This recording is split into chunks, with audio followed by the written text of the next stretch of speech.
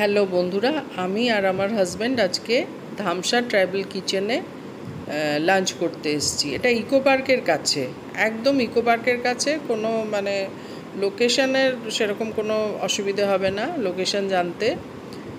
আর এই যে এখানকার ভিউজ দেখাচ্ছি, এই আদিবাসীদের যে মূর্তিগুলো করেছে একদম রিয়াল, দেখতে একেবারে রিয়াল লাগছে। এগুলো দেখতেই আসা উচিত।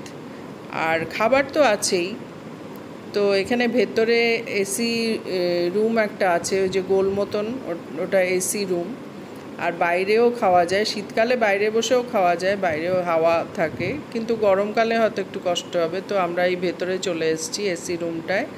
তো আমরা থালি নিয়ে নিলাম, আমি একটা নিরামিষ থালি নিলাম, আমার হাজব্যান্ড একটা ননভেজ থালি নিল।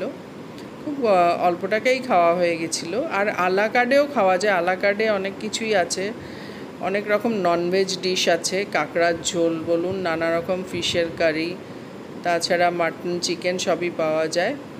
তবে রবিবার বা ছুটির দিনে আসলে বুকিং করে আসবেন। এই ভেতরে এসি রুমটা বুকিং করতে গেলে পার হেড 50 টাকা, আর বাইরে বুকিং করতে গেলে পার হেড 20 টাকা। আমাদের কোনো বুকিং করতে হয়নি, কারণ আমরা উইকডেজে এসেছি। উইকডেজে একদম ভিড় ছিল না, উইকডেজে বুকিং করার দরকার হয় না। তো যদি রবিবার বা কোনো ছুটির দিনে আসেন, বুকিং করে আসবেন।